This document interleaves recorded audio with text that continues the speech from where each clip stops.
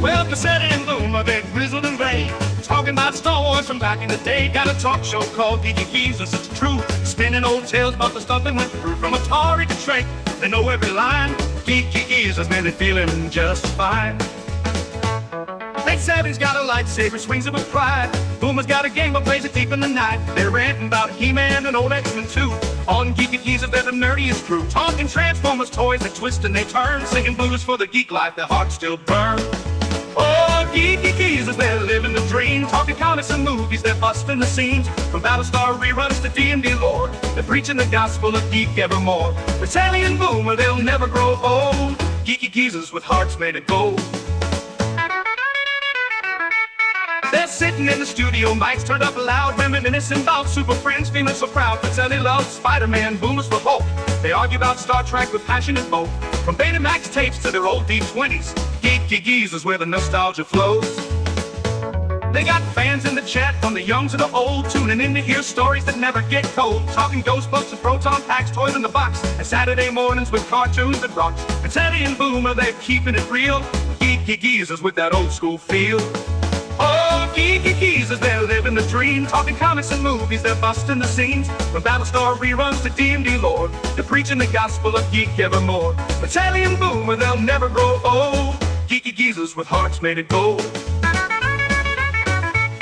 They're singing the blues for the games that they play, for the VHS tapes and the arcades that pray. But the spirits are young, though their hair's turning white. Geeky Geezers keep the nerd fire alight, so tune in each week to the Geeky Geezer show, where Pacelli and Boomer let the good times flow. From X-Files to X-Men, they're dropping the news, singing praises of geek life with them old blues. Pacelli and Boomer, forever they'll be. Geeky Geezers living wild and free.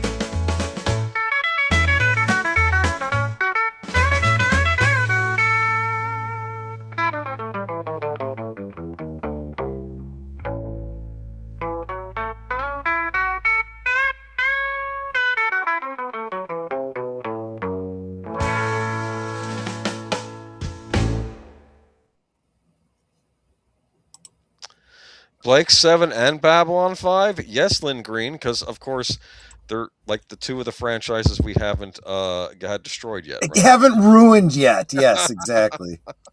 We do have a special guest tonight. First of all, let me just introduce the show. I'm your host, Aged Boomer. This is my co-host, Pacelli. Hello, hello. This is our other co-host, Netter of Netters Network, also known as the Geezette. Good evening. And up top is our special guest tonight, Deleted Scenes. Good evening, everyone. And he is here for the annual Oscar talk on Geeky Geezers, where we talk about all the nominations, all the noms, nom, right? Nom. Yep. Okay, I'm sure Troy's going to be excited for that thing. I started looking over that. I don't normally pay attention to that, but I was looking at the article you sent me, and I'm like, okay, some of these sound interesting. Oh, that sounds terrible. It's a mix. That's one the thing about the Oscars. I mean, even in the past, ever since they went to these, how many nominations do they do for Best Picture now? Is it 9? 10. 10. Jeez. That's right. One year it was 9 because they couldn't come up with a 10th. Which, you know what I think they should do is like take the directors or the actors or whoever is in these that are being nominated. If there's going to be 10 of them, put them in a ring and let them fight, and the last one standing wins. That's what I think they should do. I think that's a capital idea myself. But I don't know. I remember years back with the Oscars. I remember, what was the year? LA Confidential, Titanic. There were a few others, As Good as It Gets, Good Will Hunting. That was a good year. It was a good year. Yeah. For I forgot what the fifth one was.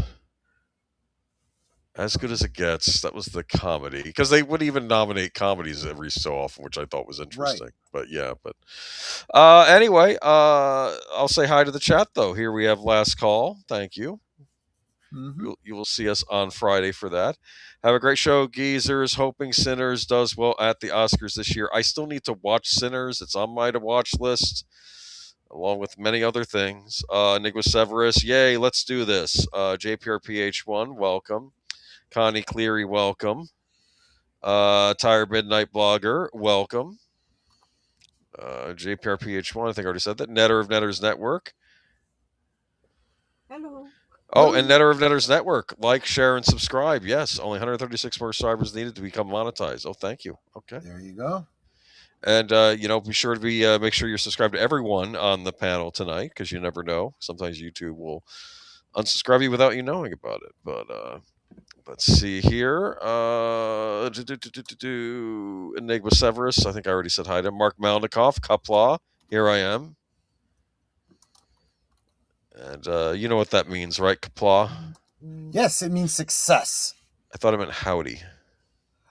Well, it is used as a greeting, but there isn't really a word like hello or goodbye like, in Klingon. Nuknek, what do you want? Nuknek would be what do you want. That's usually how you greet somebody. So, yeah. Remember the episode of TNG where Worf had to be in the holodeck with his son doing the Old West thing? The Wild West thing? A fistful of datas, yes. Yes, I remember that one. I like that one. Worf kind of liked that scenario because he got to beat guys up in the bar, right? Remember that? Right. He's like, oh, actually, this is rather, I'm rather enjoying this. For that. You know, Mark sent me I don't think it was AI. I think it was a fan-made, like, comedy sketch of the USS. I don't remember what it was. It takes place in the Next Generation, and it's all Scottish people.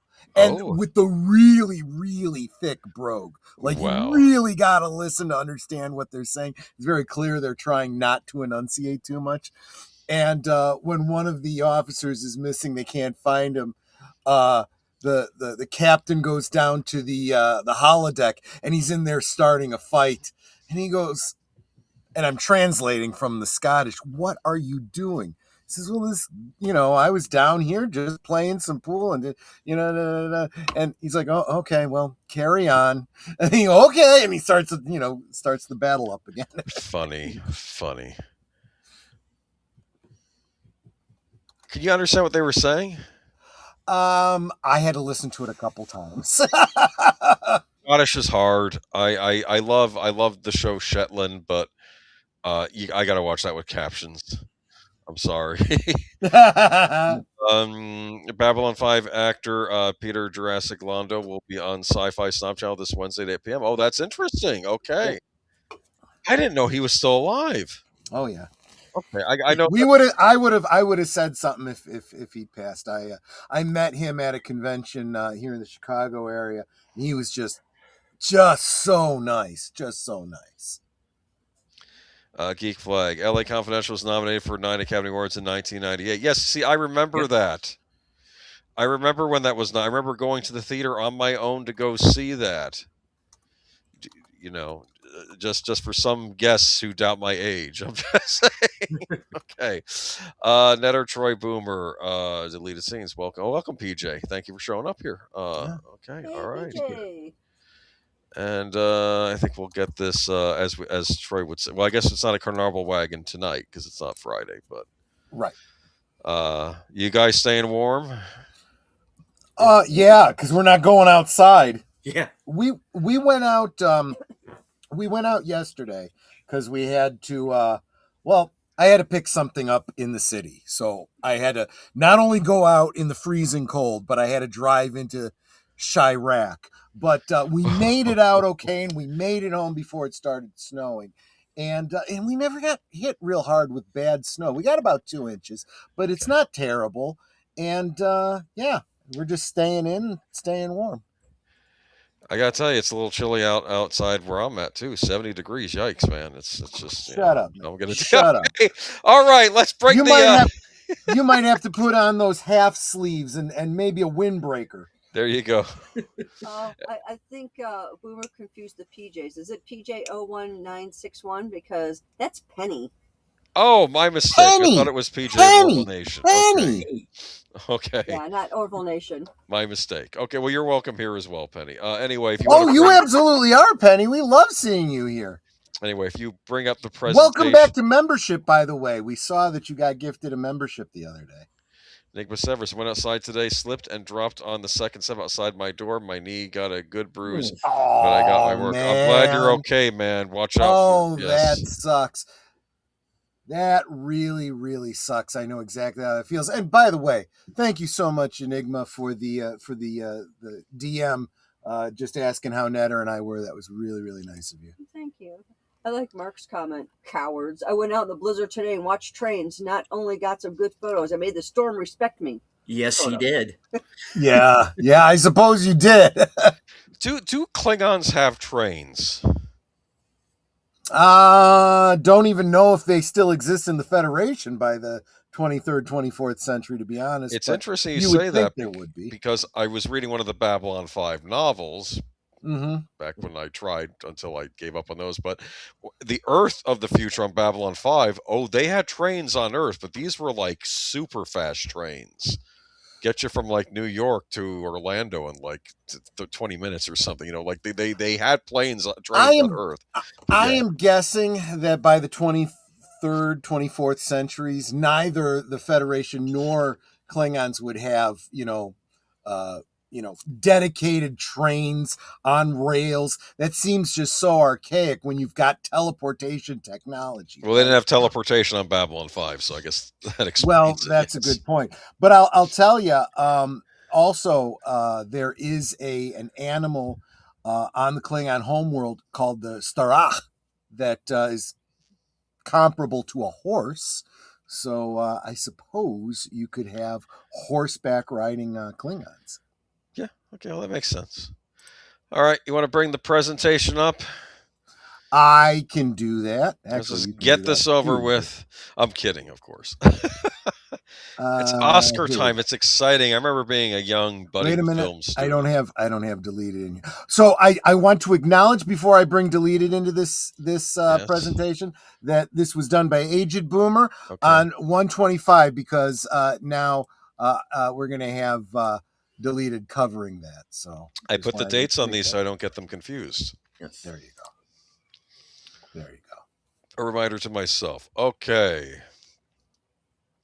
Thank you, Geek Flag. You made this up a while back. But no good old days tonight because we have Oscar talk. We will return with good old days next week. So this week you're saying is the bad old days or the bad new days? No, I listen to me. Let's not judge the Oscars. Keep in mind that when we talk about Oscars, we're not just talking about American Hollywood movies. They nominate movies from all around the world. So there might be some good stuff in here. And, there might be. Let's just get to it, huh? Okay. From Deadline, I love you in the notes. In Remembrance, Hollywood, the Oscar nominations. Yeah, exactly. If you didn't share that with the audience, they'd never know what I put into the notes. All right, so updated with complete list. Sinners was a record breaker Thursday morning with a stunning 16 Oscar nominations, shattering the previous record of 14 held by All About Eve 1950, Titanic 1997, and La La Land 2016. Sinners up for Best Picture actor Michael B. Jordan, supporting actress Wumi Masaku, supporting actor Delroy Lindo, director and original screenplay for Ryan Coogler, music score, song I Lied to You, cinematography, production design, costume design, sound editing, makeup and hair, casting and visual effects. Okay. Paul Thomas Anderson's One Battle After Another, followed with 13 nominations, making a stellar 1-2 punch for Warner Brothers. The studio scored 30 nominations in total, tying its record number of nominations set for 2005. Indie distributor Neon and streamer Netflix had 18 noms each, while Focus Features had 13 and A24 had 11. Netflix's Frankenstein, A24's Marty Supreme, and Neon's Sentimental Value all garnered 9 nominations, while Focus Hamnet had 8. All are on the marquee for Best Picture, joining Sinners, One Battle, Focus, Begonia, Apple. Okay, let's just get to it, huh? Let's just get down to the Best Picture noms. And we'll see if we have heard of any of these, considering I run a pop culture news channel. I should probably know about some of these. Begonia and Elements, Begonia, Focus Features. Oh, this is the one where Emma Stone is kidnapped as a CEO because some guy thinks she's an alien? Yes. Okay, I've heard of that one. I can understand that, yeah. Okay. Yeah, I can understand that just fine. Emma Stone, okay, yes. F1, I like that one. That was the one that was directed by, what was the from the Joseph Joseph Kosinski. I wish I would list Yeah. director. Just okay. Yeah. Joseph Kosinski, who directed Tron Legacy. Yeah. And he also directed Top Gun Maverick. So there you go, Disney. You got rid of him, and he goes on to do better, bigger things. So there you go. Frankenstein, Netflix movie. Guillermo del Toro. Okay. Mhm. Hamnet, which I watched the trailer for. And apparently, it's a Shakespeare biopic, right? Based on a novel, though. So how accurate it is, I don't know. Yeah. Have you seen it? Not yet. Okay. It's about. I guess it's about him writing Hamlet, right? So It is, and Okay. the events, the rather tragic events that led up to that. Yeah. okay. This is, of course, assuming that you believe that Shakespeare was a real person and not a nom de plume of other people. Okay. I'm just saying there are people that debate this. There are How people dare who you, debate. sir? How dare you? I think there have been people who debated that about Alexander Dumas too, right? That he had a bunch of writers working for him, but I That don't know may if have that's been, true. yeah. Marty Supreme. What is Marty Supreme? It's A24. That sounds weird. Was that one I was just talking about? About the That was the one where the ping pong movie. Supposed to be somewhat based on a true story as well. ping pong movie Yes. about the invention of ping pong? No, he's trying to get to a ping pong tournament. Oh, is this And like he's in the wheeling and 60s? feeling his way through something like that. Yeah. That might be interesting. I'll say that. Does he run into Forrest Gump at any point? You got to ask these questions. Yeah, I guess so. One battle after another. Of course. I guess I should be thankful Sinners was Also nominated. known as Modern Birth of a Nation. Oh man, that's basically isn't that supposed to be like about a modern version of the Weather Underground or something? Pretty much. Yeah. No, I okay. When it blew up in their faces, they were like, "Oh, we meant this as parody." Yeah, well, the left can't meme. No, I'm not. The Secret Agent. What is this? I wish I should have looked up the trailers. This is a foreign film, correct? It's from Brazil and takes place during the unpleasantness during the 70s, let's say. And it's about a secret agent. Is it like a spy movie?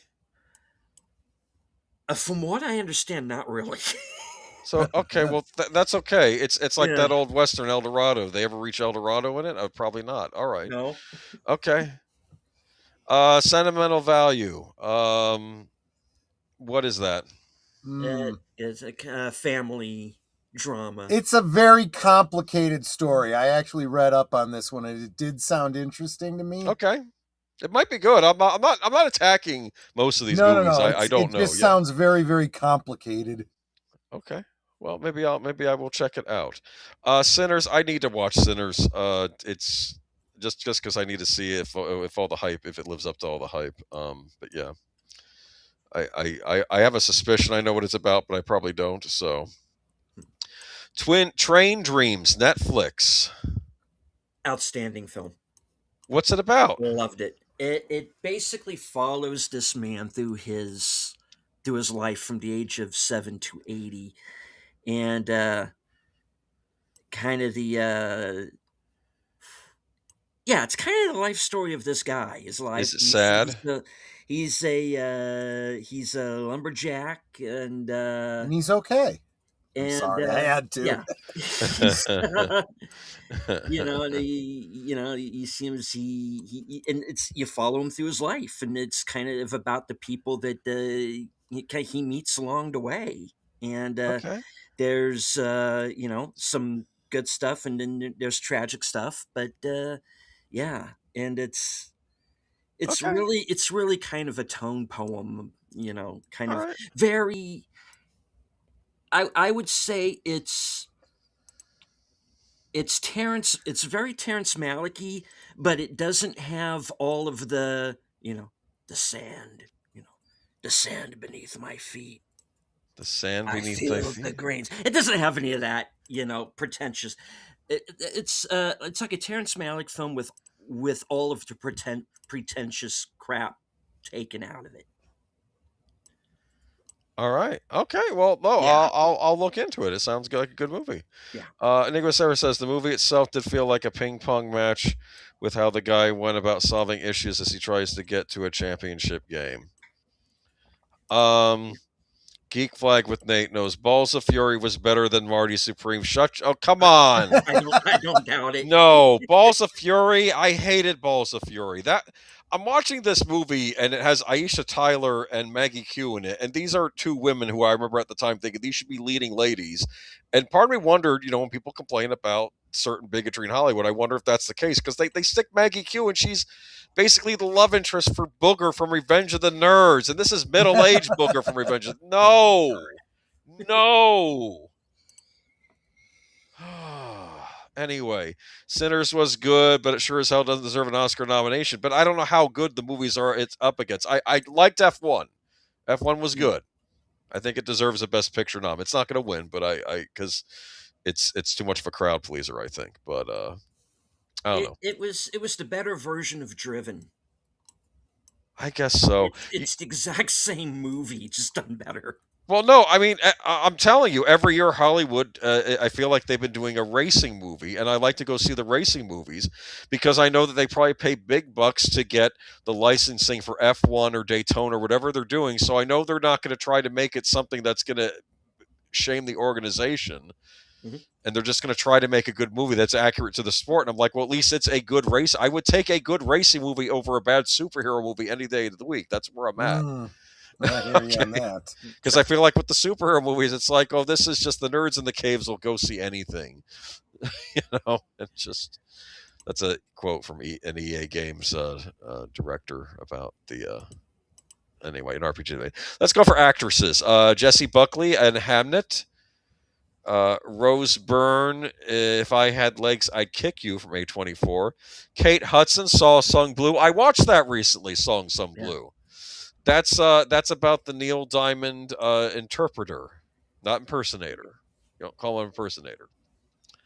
Yeah. And played by Hugh Jackman. I find it hilarious that they did a movie about this couple that did Neil Diamond songs, but they weren't Neil Diamond. But apparently Neil Diamond thought their act was cool too. So what do I know? Okay. Renette Rienzve, Sentimental Value from Neon. Okay. And Emma Stone from Begonia. Okay. I feel like Emma Stone is kind of graduating into one of the leading actresses of our time, probably. What do you think? Well, they nominate her every time, so... Yeah. Actor in a leading role, Timothée Chalamet, Marty Supreme. Oh, okay. He was in Dune, Troy. Yeah. Yes, I know. He was also in that... questionable chocolate Willy Wonka prequel thing. I've yet to see that. He's not bad in that. It wasn't terrible, but it wasn't great either. Was it supposed to be a prequel to the Gene Wilder movie or the or the one with Johnny Depp? Yes. Yeah. Okay, they did. Okay, great. Okay, thanks. I cleared that up. It tries to skirt the line and not declare which one it's actually. Yeah. It's like the poor director who had to do the Shining sequel, Doctor Sleep, in movie form, and he basically had to make it be both both a book adaptation that was a sequel to the book, but also a movie adaptation to the original movie. Yeah, and he did a great job with it, I thought. Yes, I unfortunately can't speak to that because although I do have Doctor Sleep on DVD, again, have not yet seen it. Yes. Well, anyway, I have it digitally, which means that they'll take it away from me someday. Anyway, so Ethan Hawke. Yes, they will. Or they'll cut something out that they think you shouldn't be seeing that. I don't care what the director intended. The director didn't intend you to see that. Oh, I know he's on a breath, on an iron lung right now. One of the people playing one of the kids ends up running for public office and then becomes persona non grata, so they have to remove him from the movie. Exactly. Oh, I still can't get over French Connection. William Friedkin. Yeah, he's the one that decided to edit that out as he's on his deathbed. No, he didn't. And if he were, if he would have edited it out, he wouldn't have made it such a clumsy looking edit. Right. No, that's how you can tell he didn't do it. Michael B. Jordan, Sinners, Ethan Hawke, Blue Moon, and Wagner Moura, The Secret Agent. Oh, I'm sorry, I'm doing actors, yeah. And Leonardo DiCaprio for One Battle After Another. I don't think they're going to give it to Leo. No. They better not. This is this is going to be a flashpoint, I'll tell you. Do you know why they're not going to give it to Leo? Why do you think they're not? I think he didn't get nominated one year or something, and he didn't show up to the Oscars, even though he was invited. And I think they took. I don't know if it was for Titanic or some other movie. I think the Oscars took it as a slight. That I don't care if you weren't nominated, you show up. I don't care if you should have won, you show up to the award ceremony, or you won't get nominated. Yeah, well, he's got his already, so he got an award. He did, yeah. Revenant. Well, what do I know? Revenant. Okay, never mind. What do I know? Okay. That was the one where he fought the bear, right? Yeah. I remember that one. Okay. Actress in a supporting role, Elle Fanning in Sentimental Value. Inga Ipsdotter Lilius. Thank you. Like okay. That. Yeah. Yes, you're better than me. Okay. For Sentimental Value, Amy Madigan for Weapons. Yay. I need to watch Weapons. Maybe I'll watch that after the stream tonight. We'll see. Or maybe I don't know what I'll do tonight. It's a roller coaster. Maybe I'll watch it tomorrow night. We'll see if I have time. Wumi Mosaku for Sinners. And Teyana Taylor, One Battle After Another. Okay. Actor in a supporting role, Benicio del Toro, who really should have been nominated for Sicario back when that came out. Don't know what they were thinking there. They usually aren't. Jacob Elordi for Frankenstein, Delroy Lindo for Sinners, Sean Penn, One Battle After Another. He'll get it. They'll give it to him. I don't think so. Okay, probably not. And Stellan Skarsgård for Sentimental Value. What do you think? What's your prediction, dude? Well, my prediction is it's probably going to be either Stellan Skarsgård or Delroy Lindo, because they've been around for so long, are good in everything, never get nominated. This is going to be like the career award for one or the other. So. I get annoyed with the whole career award thing. Because it's like you're giving an award for something you should have given an award for in years past, but now you're giving it now because you made a mistake. Yeah, and oftentimes what they give it to him for is something that was absolutely inferior to what they should have won it for. I mean, like they gave it to Scorsese for The Departed. And don't get me wrong, The Departed's a good movie, but it's not his best movie. I mean, it was a remake of I believe a Hong Kong movie, if I recall. Yeah. So let's see here, though. Let's go to directing. Hamnet, Chloe Zhao. Was she the one that did the Eternals? Yeah. Okay. Marty Supreme, Josh Safdie, One Battle After Another, Paul Thomas Anderson. And to be fair, I've liked his movies in the past. I loved Boogie Nights. In fact, my favorite Paul Thomas Anderson was Hard 8. You ever see Hard 8? Oh, yeah. Yeah. Good film. I like Gwyneth Paltrow in that because she's so sleazy in that movie. It's just, and John C. Reilly's great. Yeah, maybe. There's a line where he says, "You know what they teach you at hooker school? Didn't they get the money up front? Didn't they teach that to you?"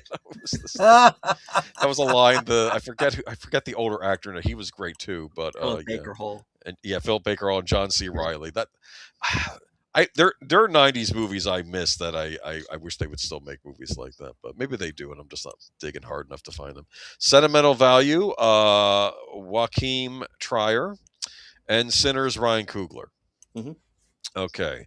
Here's where it's going to get interesting. Yes. I have a theory. Yes. I think that they're going to split when it comes to Best Picture and Director. And there are two scenarios that I have in mind. Is that it's either going to be One Battle wins Picture and Coogler gets Director, or Sinners will win and Anderson will get Director. It's going to be one where I see that happening. Okay. And whoever ends up losing Director, since they're both nominated for Screenplay as well, they'll split them. Yeah. they'll split. I think you're right. So because I think they're yeah. both in a dead heat. Basically, I think it's one battle after another, which people like Paul Thomas Anderson's thing. Plus, they probably like the messaging of the movie. I've not seen it. I can't speak that. I've just heard things. Well, Which what surprised me was the fact that they didn't get all of them because the idea was the nomination leader was expected to be one battle and not Sinners. And I think that's kind of the first clue that maybe they're starting to, maybe we need to back off of our support from this film and just not go full on. Like they made the whole big, they kind of stepped on themselves last year with Amelia Perez in Yup. giving that movie 13 oh, nominations. And that movie honestly did not deserve a single one of those I nominations. forgot about that. Um, Mm-hmm. but and I think I think there are people who are smart enough to understand a few of them who are smart enough to understand there's a backlash now. Nobody is falling for this crap. They've burned too many bridges, and I just talked about this on my show, especially in the last week. Mm-hmm. Yeah, They have yeah. burnt a lot of bridges, and I think they realize now that their ratings are going to be in the tank. Do you think we're going to get any speeches that maybe have nothing to do with movies? We will absolutely get speeches that will They have can't nothing help to do with themselves. movies. They No, absolutely they cannot can't. help themselves. They can't. Okay, so international feature film, The Secret Agent. Hmm. It was just an accident from France. Okay, one's Secret Agents from Brazil, France. Sentimental Value from Norway. Sarat from Spain, and the voice of Hind Rajab from Tunisia. All right. For animated feature film, we have Arco, Elio from Walt Disney. Not Walt Disney. Walt Disney's ceased. He wouldn't have made that movie. No. That's Pixar. Oh, that's just K-pop Demon Hunters, Netflix. Little Emily or the character of Rain, G Kids, and Zootopia 2. I'm just going to call it. It's going to be K-pop Demon Hunters Yeah. because and I'm not even saying K-pop Demon Hunters doesn't deserve to win. I'm just saying with the animated movies, they tend to pick the most popular. It's like the opposite with the regular Oscars sometimes where they go for the more obscure movies. For animated, they always go with the popular because I that's just been my experience, but I don't know. Documentary feature film, The Alabama Solution, from Andrew Jarecki and Charlotte Kaufman. Come See Me in the Good Light, and Apple Original Films from. Okay, so Cutting Through Rocks. You hear of any of these? Speak up if you A do. couple of them. Yeah. Okay, it's on Apple. I could probably watch it on there. Mr. Nobody Against Putin. Do you think I is Mr. Nobody going to get on stage and start railing against? Okay, and The Perfect Neighbor, Netflix documentary, message pictures, and associated with it. What is The Perfect Neighbor about? It's a true crime murder Ooh, mystery. It was on Netflix. oh, that sounds cool. It's probably the most popular of the nominees.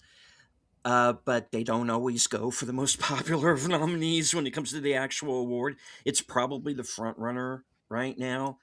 Um, and since they have "Come See Me in the Good Life" in the Good Light nominated, we're looking at the possibility of frickin' Tig Notaro getting an Oscar. Um, Wow, I'm still trying to get my head around that one, but yeah, I think The Perfect Neighbor's probably going to win probably that going to take category. it. Yeah. The Perfect Neighbor. That's interesting. Okay, Yeah, I'm good to thinking know. of giving it a look. The only documentary I saw was actually a movie that did get shortlisted, and it was called "The Age of Disclosure," Okay, and it was all about the government covering up UFOs, of course, and this group of people who are trying to bring everything to the light. And then and through the whole movie, there's all this evidence and there's stuff that the people of the earth need to know. And what is it? Oh, it's classified. And I'm like, Yeah. so it's just like, then what the hell are we doing here then? You're just spinning your wheels. No, I wanted to say it was a weather balloon. Well, Right. Just say they come just close to doing that. there's a wonderful line in what was it, Apocalypse Now, where one of the guys asks, "Are we in Cambodia right now? That's classified information. We're not supposed to be in Cambodia." And he just the way he says it, it's like Yeah. Mhm. you're not even pretending to lie well with this. It's Right. like, that's where they Exactly. are. Oh, that's a messed up movie, Apocalypse Now. Okay, writing original screenplay, Blue Moon. Mhm. Written by Robert Kaplow. It was just an accident by Jafar Panahi. Marty Supreme, written by Ronald Bronstein. Sentimental Value, written by Iskel Vogt. And Sinners, written by Ryan Coogler. Mhm. Who's going to win writing for original Sinners. screenplay? Okay. All right. Moving down. Writing from adapted screenplay, Begonia, screenplay by Will Tracy. Frankenstein, written for the screen by Guillermo del Toro. Hamnet, screenplay by Chloe Zhao and Maggie O'Farrell. Yeah. One Battle After Another. Train Dreams by Clint Bentley. I think they're going to give it to Hamnet. What do They you think? could. Yeah, I think that's possible. Hamnet was based on a I book, I think, right? A fiction book. And it's. I'm actually kind of hoping that's the category where they throw the bone to Train Dreams, but it's probably going to be Hamnet. Yeah. Okay. So, Begonia, was that a book or was that a It theatrical, like was. a stage play?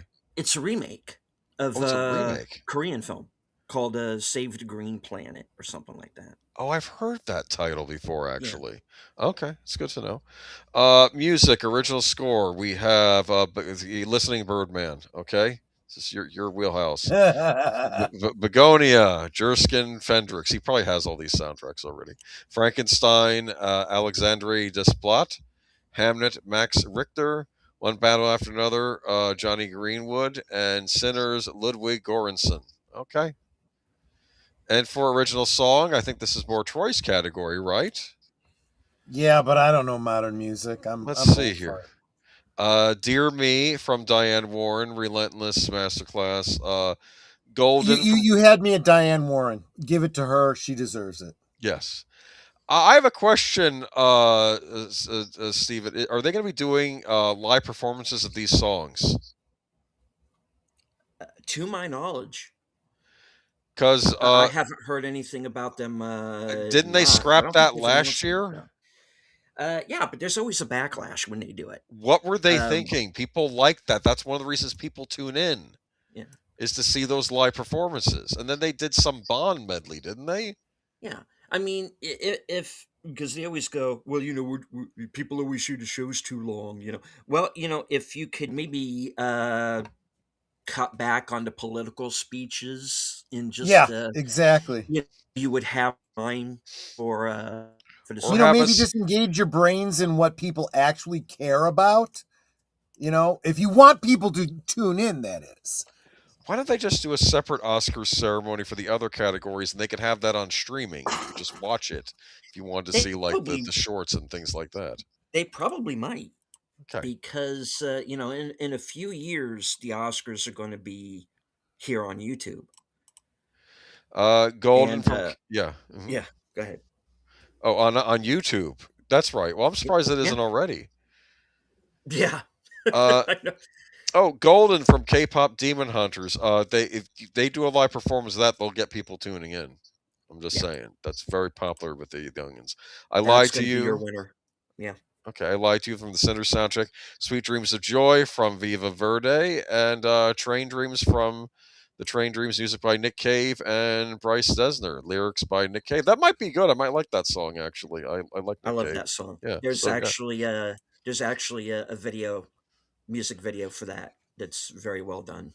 Okay. That's on YouTube right now. You can check it out on Netflix's site. I'll look for it. Okay. Casting, you have Hamnet, Marty Supreme, One Battle After Another, Secret Agent Sinners. Cinematography, Frankenstein, Marty Supreme, One Battle After Another, Sinners, Train Dreams. I'm expecting some of these categories, if either Sinners or One Battle are in them, they're probably going to be the ones getting it, right? Likely. Yeah. Okay. Costume design, Avatar, Fire and Ash, Frankenstein, Hamnet, Marty Supreme, Sinners. They'll probably give that to Sinners. Production design, Frankenstein, Hamnet, Marty Supreme, One Battle After Another. Okay. I'm not going to go through every one of these. Makeup and hairstyling. Sound. F1 should get sound. Come on. Yeah. I saw that on the big screen. It felt like I was there. Please. I remember the one year when they were interviewing voters, Oscar voters, and they were saying like best special effects, and someone was like, I don't really pay attention to the effects. I understand that, but you have to vote in the category, and you have Interstellar up. Please vote for that for best effects, please. Let's see, visual effects. We have Avatar, Fire and Ash, F1, Jurassic World, Rebirth, The Lost Bus, and Sinners. Okay, live action short film. Okay, Butcher Stain, Friend of Dora. I'm not trying to sound mean. I can't help you there. Do people pay attention? No one ever sees these shorts. People No. have argued it would be clever if they were to actually show the short film in one of these awards that wins in one of these categories, so we could see it. Yeah. Like we've animated short films. Okay, and I guess that's where it wraps up. So yeah, what are your thoughts, Netter? I'm kidding. Sorry, you've been quiet. She follows it like about as close as I do. I used to follow this more closely, like when I was younger. Go ahead. I'm sorry. It's like, frankly, I could not care less. Yeah, Okay. basically, what these shows are is you buy your way in. She's not wrong. She is not wrong. If you pay the high price, you get the award. Some chintzy little statue that you get to put on your mantle and go, look what I won, that you paid for. It's all a big Hollywood circle jerk. I thought that was Golden Globes. I'm kidding. We're okay. Well, It's all Yeah, of well, them. yeah. that's Avatar nominated for costume. It's effing CGI. There were no costumes. Yeah. I don't know. You got the little kid with the breathalyzer thing on his face. You know, that was pretty neat. If the show was entertaining, no one would care how long it was. You notice people don't care about the Super Bowl going over, right? You know what I'm saying? I'm just saying. What's happening? Let's see. Anyway, I guess Rust wasn't nominated for anything. No, and more importantly, Warfare didn't get nominated for anything either, and that was an excellent film. Warfare. Yeah. Okay. Never got to see Frankenstein. I will give points that it's actually going to get a physical release on home media, which I find shocking, as I thought it was a Netflix exclusive, but maybe it's only for them to stream, right? Okay, so there we go. All right. Any final thoughts, Troy, Stephen, about this? Well, Nope. like I said, there are some snubs. I would like to have seen Warfare get nominated at least for something, at least for sound, if nothing else. Joel Edgerton, I thought, got robbed for Train Dreams. He absolutely deserved to get nominated. So did William H. Macy. I would have liked to have seen Black Bag for screenplay. Maybe Weapons getting a couple of more nominations. But yeah, it wasn't up to me. And let's face it, the fix has been in from very early on that the movies that were going to be nominated got nominated. So it's going to be either One Battle or Sinners for Best Picture, like it or not. Life of Chuck got snubbed, which is again an excellent film, and related very much to Train Dreams. They tread some of the same ground. But yeah, out of the Best Picture nominees, I've seen Train Dreams, F1, Frankenstein, and I think there's like one other. Oh, yeah, and I've seen Sinners, but that's really it. And honestly, of that four, Train Dreams is the one I would go with. Um, a Sinners, good movie. But to be the most nominated movie ever, no, it's not. It wasn't worthy of that. Um, and this new category of casting, well, what constitutes good casting? How did they come up with the five movies that they did, other than to give those films extra nominations? I would have liked Hugh Jackman for Song Sung Blue. I mean, Absolutely. they did give it to uh oh, Kate never mind, Hudson. Kate Yeah, Hudson, but I would have liked to have seen him up there. Plus, he gets to sing in it, so that's kind of neat, yeah. I mean, And that was just again another movie that should have gotten more love, perhaps even a Best Picture nomination. yeah. Oh well. It's that good. Final thoughts. It'll be a roulette game based on whoever was able to kiss the correct fannies. Well, maybe. Well, that's true. Pretty much. Yeah. Let me see. Good Boy was my favorite film this year. Then Good Sinners. Boy was Then great. Weapons. Yeah. I don't think they saw any other films from this year. And there's always a joke that if it gets released too early in the year, they forget about it. Well, yeah. I've heard that happen. That's true. Because I know they have a cutoff date. So, like, if a movie gets released next month in February, it could be the great one of the greatest movies ever made, and they'll forget about it by the time nominations come around. So There's something to be said for that. Yeah. Yeah. The one exception to that rule was Silence of the Lambs, which was That's actually right. a January film. That was and an they oddity. remembered it all the way to the end of the year. And deservedly so. It was an excellent film, great adaptation. There's only one thing I don't like about Silence of the Lambs. I think the intro credits are terrible. Okay. They're these big blocky letters, and I'm like, I'm trying to see what's going on in the film. Can you get those off the screen? Right. That's what I'm thinking. I'm like, can I'm not joking. I've seriously wondered, can I get like a separate DVD release where they just remove all the titles and actors, because they're not even like the normal smaller letters where it annoys me if they're on screen too long. It's like, can I get to the movie already? I don't need to see all the credits. Like, there's actual interest. Like, I was watching The Mask the other day. I love The Mask, and it's like I keep seeing we're already in the bank with Jim Carrey and Cameron Diaz talking at the desk, and they're still having little credits pop up. I'm like, no, get that crap off the screen. I think they're better about that now. Here's the situation. They have to do this. There are rules. I know. That they have to get them out there. But yes, you're right. They could be a little bit more intelligent about how they do it. They make a title sequence. People like title sequences, and you can fit the credits in there. They do it in the Bond movies all the time. They could have done something with The Mask, with like made it like an animated cartoon or something. Anyway, it's okay. Mask, which never got nominated for anything, I think, right? But oh well. But I think Mask did, not The Mask. Okay, I guess that's it. You have a winner predictor. You said that you're going to split the difference, right? That was your prediction. Yeah, I think it's going to be a split in picture and director, and screenplay's probably going to be one movie or the other. Adapted could again be Hamnet, could be Train Dreams. So I still think there are a few categories that are up in the air, but I think the main ones are, I think, pretty much locked. I think supporting actor, like I said, is going to be either Stellan Skarsgård or Delroy Lindo. Okay. Because you have two actors in that category who have won before, and they're going to look at Jacob Elordi and go, he's a kid, he'll be back, even though he's great in Frankenstein. He plays the creature. And but decent list, honestly. But better than last year? No real surprises. Better than last year, yeah. Okay. But I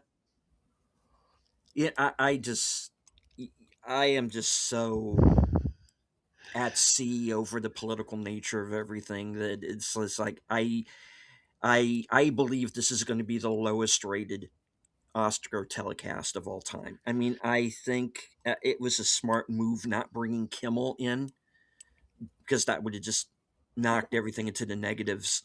Yeah. I think it was a smart move getting Conan O'Brien. Not that he isn't in a little bit of hot water over Yeah. some current events himself, but Okay. which Because they had the Kevin Hart controversy a couple of years ago, and they didn't have a host that year, which I thought was ridiculous. Okay. Yeah. All right. So I guess we'll find out. I think he's better than Jimmy Kimmel, right?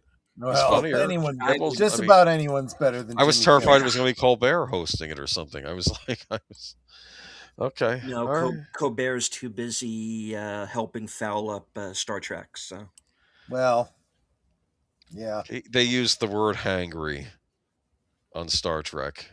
Oh God. That's what he says. He says, What's ridiculous about that is they don't. It's like they're not self-aware enough to realize if you're setting a story in 300 years in the future, colloquialisms are not going to be the same. Maybe stay away from them when you're doing sci-fi. But these are the kind of people that wrote for Gilmore Girls. So, what do you expect? I don't know, though. The writing on Gilmore Girls was better. Like, they need to be thinking. Well, no, it was great when it was contemporary, with stuff they knew. They should be thinking of Richard and Emily doing the dialogue for Star Trek. Right. I mean, it's exactly. Just, not Lorelei. Exactly. Exactly right. All right. I guess we're going to go to the regular news. Like I said, the listeners, you have to drop out at any time. Feel free, but you're welcome to stay. Yep. I'm with you. Nintendo stock sees 33% drop despite record Switch 2 sales. Here's why investors are worried. I had originally wonder why this would happen. This has got to be such a shock. Why? There were no signs. Okay. Listen. I had originally sent this to you last week, and I was like, I just don't care. That was but everyone's talking about it, so now I got to talk about it. Nintendo is facing a sharp market correction with its stock down roughly 33% over the past 5 months, even as the company celebrates historically strong launch for next generation hardware. Yeah, the Switch 2 did sell. I didn't buy one for reasons, but it did sell well. But let's get further in this. The Nintendo stock drop has puzzled casual observers, but investors appear increasingly uneasy about what comes next for the company. They're worried about this year. Shares of Nintendo closed to nearly whatever that is in yen, 9,950 in mid-January, marking a steep decline from the highs reached in the second half of 2025. The pullback comes despite a successful debut of the Switch 2, which began the fastest-selling console launch in Nintendo's history, moving approximately 3.5 million units in its first 4 days. Because people who said they weren't going to buy one went out and bought one. I'm sorry. I'll keep my mouth shut. I'll keep my mouth shut. Wrong. On paper, the Switch 2 launch should have reassured investors. Nintendo even raised its internal revenue sales forecast for the system to 19 million units for current fiscal year, up from the earlier estimated of 50 million. However, markets tend to look forward, not back. While launch demand was strong, post-launch momentum appears to be cooling, particularly during the crucial holiday period. They did not do great over the holidays. Nope. You could get one for a better price. I think they were down. Like you could. I want to underscore what that said. The crucial holiday period. People don't even really think about how crucial holiday sales are in retail. Important. For all the people that complain up and down, it's August and they're already putting out Christmas stuff. You do not understand how important holiday sales are to retail. Yeah. And it's very important for companies too. That they call it Black Friday for a reason. It's to get your company in the black. And what shocked me about the Switch 2 sales is it wasn't even that the Switch 2, that the Switch and Switch 2 combined. The Switch and Switch 2 were fewer consoles sold than just the regular Switch last year. That means your new console and your old console combined didn't match your old console last year, which I thought was kind of shocking. But again, I had no desire to buy one for obvious reasons, which I've gone into before. But thin 2026 software slate raises red flags. Yes, because people buy game consoles for games. Hasn't stopped Microsoft. I'm sorry, I'll be good. I'll be good. Another factor weighing on Nintendo stock drop is uncertainty around the company's 2026 software lineup. Yeah, people buy these things for games. While Nintendo has announced several titles, there is a noticeable absence of a clear tentpole release on the scale of Mario Kart World and Legend of Zelda that could anchor the year. Historically, Nintendo's strongest financial periods are driven not just by hardware, but by blockbuster first-party gains to sustain engagement and drive software sales. At present, investors appear unconvinced that Nintendo has revealed a must-have title capable of reigniting momentum later this year. Yeah, you need to stop acting like the Wonka factory and tell us what you're working on. Right. If you are working on anything, which is probably why they're worried. Beyond content concerns, Nintendo is also facing external cost pressures. Memory prices, particularly DRAM, have surged as artificial intelligence companies aggressively purchase supply, tightening availability across the tech sector. This has raised fears that console manufacturers may be forced to absorb higher production costs or pass them on to consumers. And I think this is going to hit all of the console manufacturers and even PCs. Yes. And I think from what I heard rumored wise, Sony had prepared for this by buying up a bunch of this stuff in advance, but even they'll have to at some point face the market realities of this. And I think Nintendo has not prepared for this at all. Even Nintendo, which is typically conservative in its planning strategy, is not immune. The possibility of Switch 2 price increase has become a reoccurring concern in market analysis, especially if elevated component costs persist through 2026. And I'm sorry, it's already at $450. Yep. And $500 if you got the bundle with Mario Kart. And it's no, I'm not paying that. I mean, when I was a kid, your portable game console was the Game Boy. It cost $90. We're now up to $450, and I'm sorry, that's not just inflation. That's an increase. I'm not going to bring a $450 thing on the school bus if I'm a kid. Here's the other thing that, and I think this is where my bias on toy sales comes into it, because in a way this is just an advanced toy. Okay, let's be honest. Yes, no, it is a toy. Yes, yeah. And they are doing what has been happening in the action figure toy line market for way too long. They are going for nostalgia. Yep. And they are going after the adult gamers. And in so doing, they are not getting the kids playing these games. And they're gonna suffer later when the next generation goes, yeah, we never played these games. We don't give a crap about these games. And then no one is buying games. A couple of years ago, I would have argued against this, but the way Nintendo is acting now, that is how it feels. I think that there is this thing known as, much like the Disney adult, there are the people have said this online, not me, but I've heard people call that the Nintendo adults. And let me be clear on this. I don't want anyone to get the impression that I'm saying you shouldn't cater to that market. You should cater to all market. Yes. You should go for the nostalgia bait. You should sell toys to the adult collectors, but at the same time, you should be making stuff for kids. So it's the same reason you don't strip a forest and leave bare ground, right? If you're in the timber market, right? You plant new trees so that later you can go back and harvest the wood again. Otherwise, you're basically strip mining and making sure that in a generation or two, you put yourself out of business. I have an idea. And of course, I don't. You tell me in the chat if I'm crazy, okay? But well, you are crazy, but not necessarily about this. Okay, I got one of those Lego Game Boys. It's a Game Boy that's a Lego. It's a Lego replica of a Game Boy, and I put it on display on the children's department at my library. And from what I heard, the kids are actually looking at it and they're finding it interesting. And I'm thinking, well, why would they care about that? This is an old thing. But no, the kids are actually kind of curious about the retro stuff, the retro game stuff.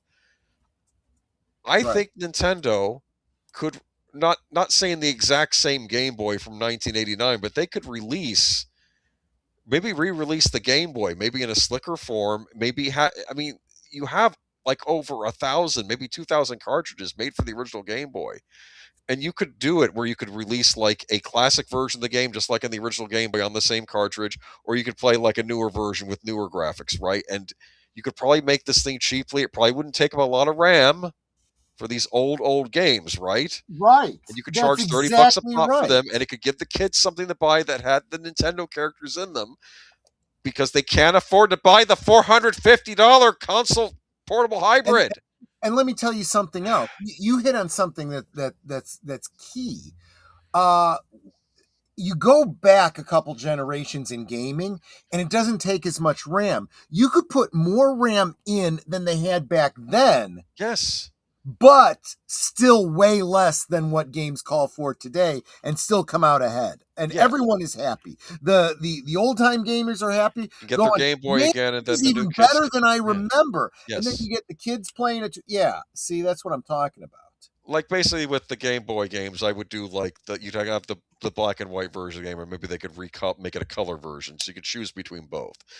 That way you get the nostalgia, but you also get and it would be the exact same game. It would just look a little better in the other thing. And right. And I think that could sell. I think they could try it. I don't know if they're going to, because what Nintendo used to do in the past was they used to have their portable systems and their consoles. They had both. And with the Switch, they basically decided we're just going to combine the two into one. And I thought that was very clever at the time. You could plug it into a dock, play it on your TV, or then bring it on the bus with you or whatever. Trouble is, now it's gotten, I think, prohibitively expensive. It's now $450. The original Switch was $299, $300. Right. You need a cheaper alternative. You need something that mom and dad, they'll buy their kid this. They're not. I'm sorry, parent. Not in this economy. They're not paying $450 for a console. They'll just give them. They'd probably sooner buy them an iPad, right? I mean, so just. Or you know what? Just play games on your PC. Yeah, but another problem with the PC though is that the chips for the PCs are getting more expensive too. That's another problem. Yes, but you can make the argument that everybody needs the PC in the house. The kids need it to game. Right. The parents need it to work. The like the old days of the Commodore 64. Right. Yeah. Actually, you know what? I hadn't even thought about that, but you're right. How are we out of RAM? RAM should be built by hardware and technically failing. No one has explained to me how the AI is stealing all the RAM. They're just gobbling it up, dude. Apparently there are. Do you understand how much computational power AI takes? You probably don't. It is ridiculous. It takes so much energy, yes, and so much processing power. That's why.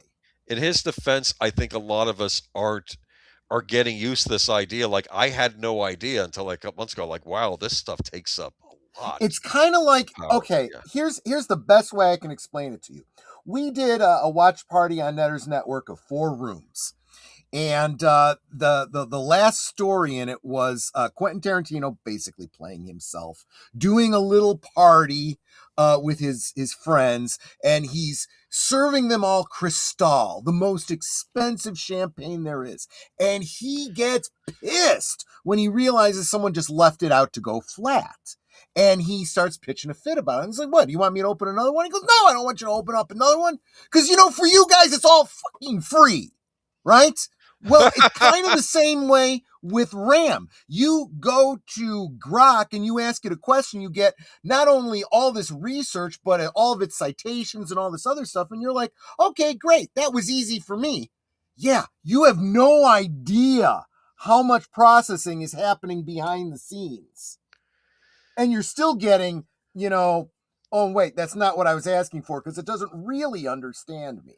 Well, here's what drives me crazy. When you do a Google search now, though, it gives you this AI answer. And, like, I don't want that. And half the time it's wrong. Yep. I've seen AI answers where, like, you're confusing something with something else. I know this isn't right. And it's like, yeah. Anyway.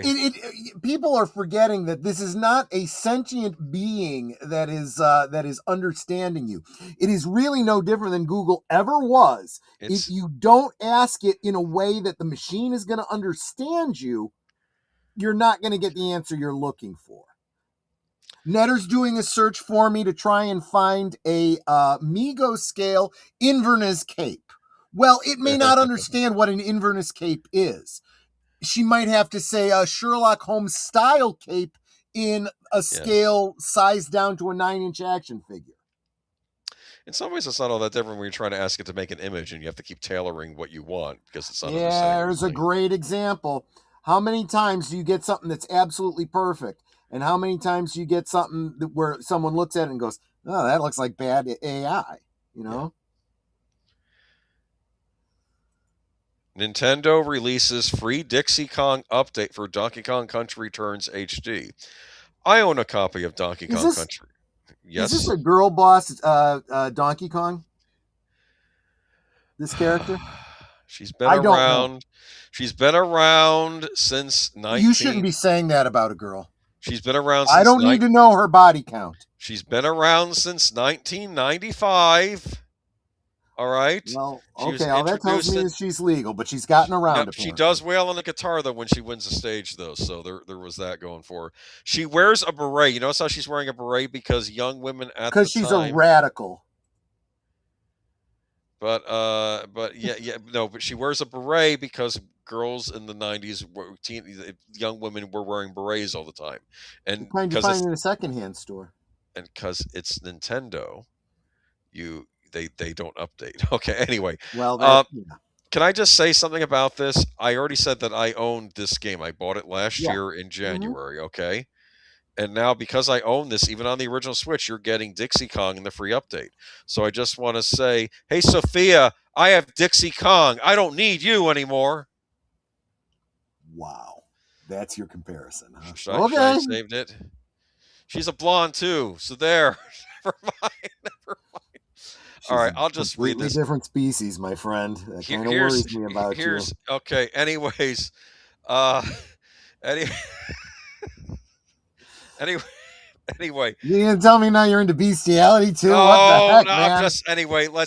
Let's move on. Okay, let's move away from this. Nintendo has released a free update for Donkey Kong Country Returns HD, introducing new playable content, including Dixie Kong and technical improvements for Nintendo Switch and Switch 2 consoles.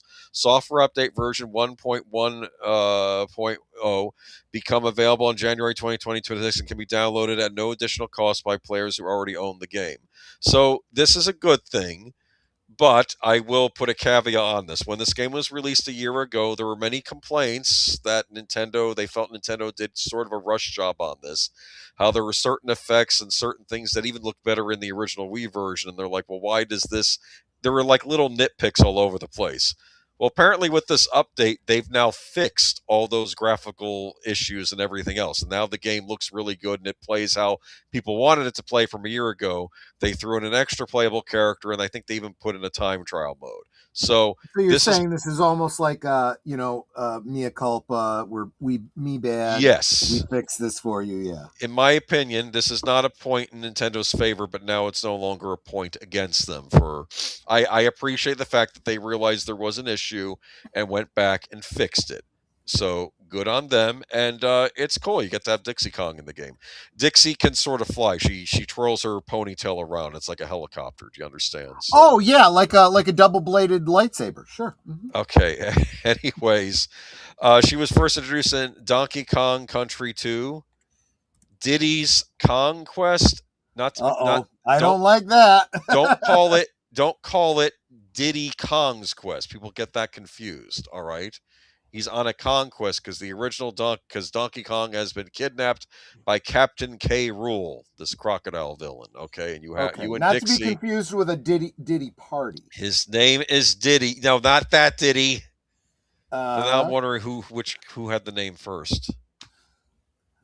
Well, now I don't know now. Okay, anyway, though, Diddy Kong's whole thing was. He was introduced in the original Donkey Kong Country. He's like a Donkey Kong fanboy, like his biggest fan. So he's like a sidekick character in the game that follows you around. You can play as him. And like, he's not as powerful as Donkey Kong, but he can do other things. Do you understand? So it's like, he's the Tails to Donkey Kong Sonic. Do you understand? Yeah, I get it. If you ever played the Sonic games, Tails was your companion in that as well. Well, he did say she gets around. I don't know. I don't Google anything, Diddy. Well, definitely don't do it at work. Boomer is the father of the Planet of the Apes. Oh, no! Oh, my gosh. Anyway, let's move on. Actually, Donkey Kong's girlfriend was Candy Kong, and she looked more like she's wearing, like, the swimsuit, and she has, like, the big red lips or something. Like, they made her look more like the... I don't know. And never mind. Let's move on. Let's stop talking about apes, okay? Before I get into trouble with this channel. Former Nintendo of America president Doug Bowser joins Hasbro's board of directors. You excited? He left Nintendo. I just find this so funny that Bowser, right? I got to go mute for a second. I'm sorry. Sure. I'll read the article while you're gone. Following his retirement as president and CEO of Nintendo of America, Doug Bowser has now joined the board of directors for toy manufacturer Hasbro. This news comes directly from Hasbro itself, with the firm confirming the appointment of Bowser alongside Carla Vernon, CEO of The Honest Company, a digital-first consumer goods company founded by actress Jessica Alba. What? Hasbro, of course, is much more than a mere toy manufacturer, and owns the trademarks and products of Kenner, Milton, Bradley, Parker Brothers, and Wizards of the Coast. The latter company is responsible for the ludicrously popular Magic the Gathering and Dungeons and Dragons with huge brands like Transformers and GIO. Here's what Rich Yeah, Stoddard... I'd like to know why Magic is still so popular, considering if Hasbro doesn't like you, they send the Pinkertons after you. The fact that there's still Hasbros out there supporting that company, you guys make these problems for yourself. We are delighted to have Doug and Carla join our seasoned and dynamic board of directors. Doug and Carla bring extensive leadership experience across consumer brands and franchise management. Their expertise and guidance will be invaluable as Hasbro continues to execute its long-term innovation and growth strategy. Well, does that give you hope? No. I'm very not happy with Hasbro, and they just keep doubling down on bad decisions. Yeah, to be fair, Robert Infinite Realms, there was a joke when Bowser was replacing Reggie Fils-Aimé as the president of Nintendo of America. Keep in mind that Japan still runs the show, but he came on, and Bowser was announced as president, and then Bowser comes out on the screen, and then Doug Bowser said, "No, they didn't mean you." Okay, it was a little joke. You get it? That is kind of funny. Yes. Yeah, they have fun sometimes. I don't know about the new Nintendo of America president, who some people are arguing is the Kathleen Kennedy. We'll wait and see on that. But yeah, she said every dream matters, every voice matters. That was her speech recently. Well, it's fine if you say something like that, as long as you say, every voice matters, but every voice can be ignored as well. Does the voice of the people wanting a more affordable Nintendo console and a dream of having it be $400 or less matter too? That's my question. Apparently not. Okay, moving on to... I picked a sad Rayman because there wasn't a good picture to go with the Ubisoft. He's sort of like Ubisoft's mascot, who they've done nothing with in recent years because it's Ubisoft. Why pick a fan favorite character to bring back? He's sort of like their Mario. Ubisoft shares plummet after Assassin's Creed maker unveils reorganization. It's been a disaster over there. I heard employees are so angry they're just mass quitting. I don't blame them. Which I find kind of shocking. The Prince of Persia team put out an apology saying that the Sands of Time remake will no longer be happening, which I was kind of looking forward to because that was my favorite game of the 6th generation of consoles was Prince of Persia, The Sands of Time, and now it's not happening. Ubisoft shares plunged 34% on Thursday after the makers of Assassin's Creed video games announced a major organizational shakeup alongside plans to shut studios and Act 6 games. The changes come following years of stock price decline following the pandemic. After delays to major releases and financial struggles, the company, which is listed in Paris, said is expected to make an operating loss of around 1 billion euros, 1.17 billion in the financial year ending 2026, following a 650 million euro write-down caused by restructuring. It would consider selling assets, Ubisoft said in a statement Wednesday evening. Today's market environment requires that group step changes how it is organized and operates. Yves Guillemot, founder and CEO of Ubisoft, announced in a statement the portfolio refocus will have a significant impact on the group's short-term financial trajectory, particularly in the fiscal years 2026 and 2027, but the reset will strengthen the group and enable it to renew with sustainable growth and robust cash generation.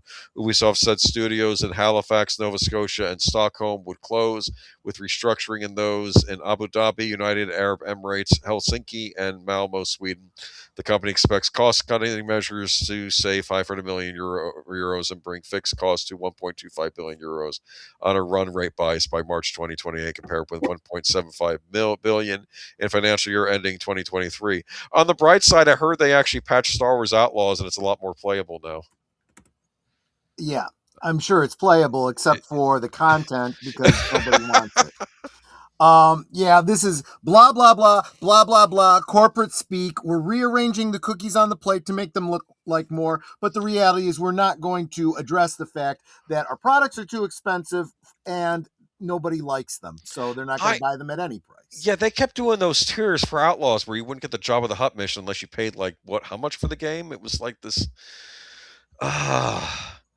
I don't understand too. I thought they said, "Oh, we're restructuring or we're selling stuff to Tencent." Was it Tencent? It was some Chinese conglomerate, and it seems like none of that has done anything. They're really hurting. Like a year after Assassin's Creed Shadows and Star Wars Outlaws, which I noticed you had no interest in. Absolutely not. Absolutely not. Okay, but I feel bad for poor Raymond here. Oh, I always by the way, I the did Rayman look games. at it though. I did look at Star Wars Outlaw. I checked out the soundtrack for it. I noticed that the title was just copied from something else. But let's just move on. Let's not talk too much about that. Okay. The title, huh? Or the theme song, yeah. They just recycled something. Interesting. It was the Superman theme. Well, no, not quite, but new Supergirl teaser. First look at Jason Momoa as Lobo. Okay, I'm gonna say right up front, this is them doing the only thing that anyone actually cares about in this Gunverse, and trying to jingle keys for people because nothing else is of any interest to anybody. Yeah. So it is going to be played by Jason Momoa. We read those rumors, right? Yep. It's weird having. They actually listened to some fan casting and said, "Oh, let's do something that the fans actually want." Momoa is stepping out of his trailer and smoking a cigar in the short clip. Someone off camera asked Momoa if he has any comments about playing Lobo, to which he says, "Finally." A couple of scenes feature Momoa playing Lobo follow with his characteristic laugh. Oh, this was at the last year. DC Studios co-head James Gunn teased Momoa's performance as Lobo. On the anniversary of Lobo, I can't help but think of a text I received from Jason Momoa on the morning it was announced. Peter and I were the heads of DC Studios the day Jason and I first discussed joining DCU as Lobo. Gunn posted on X, the micro blogging platform formerly known as Twitter. Thank you. I didn't realize that's what it was. Gunn continued. I mean, you can say that. That doesn't make it true. You know. Gunn continued. I loved watching Jason bring him to life, and I can't wait to share that with all of you. In the text exchange, Momoa says, "Effin' Lobo," to which Gunn replies, "Dude, I've said you should be Lobo for years. No lie." Yeah, he was poorly cast as Aquaman. Fans have always said he would make a perfect Lobo. Unfortunately, he's going to kind of steal this show. And once again, you're going to see a Supergirl movie for Lobo. Just like you went to see a Superman movie for Mr. Terrific and Guy Gardner and every other character. I wonder if they're going to do lots of crypto peeing in places he shouldn't pee in this movie. Well, they did in the trailer. Well, so... no, but they'll do that, but they'll do it like 10 times in different parts. Yeah, kind of like the goats in that Thor movie they did. Anyway, Jason Momoa was perfect to play Lobo, but his makeup looks worse than cosplay. His makeup actually looks like makeup, and that's supposed to be his skin. You're right. I don't think it did look good from the teaser I saw, actually. Granted, they could always fix it in post, right? Oh, God. Yeah, you're right. Give him a nice CG face, just... Oh, for crying out loud. Anyone else, any thoughts on Lobo here? Huh? No, this one is... You just mention it, move on, because... They did him great on Superman the Animated Series, but you'll eventually get to that. Yeah, I'm gonna kick that big red S of yours all over the galaxy. Like they figured out a way to have him cuss in the cartoon without using. It's like bragging, even in the things like that. Yeah, even in the comics, he introduced the galactic swearing in DC Comics, Poozer and Frag, and it's like, and then even after Lobo started with the Poozer thing, that's when Kilowog started with it. Yeah, like not like he had heard it from Lobo, but like as if this was just the way intergalactic people swore. This was just a known word. It's never a big fan of Lobo, but maybe if I were older when I read it, who knows? Well, that's the thing, though. It just takes a good writer, and a good writer and a good director can make anything good. I mean, most of the time. Ruby Hoove.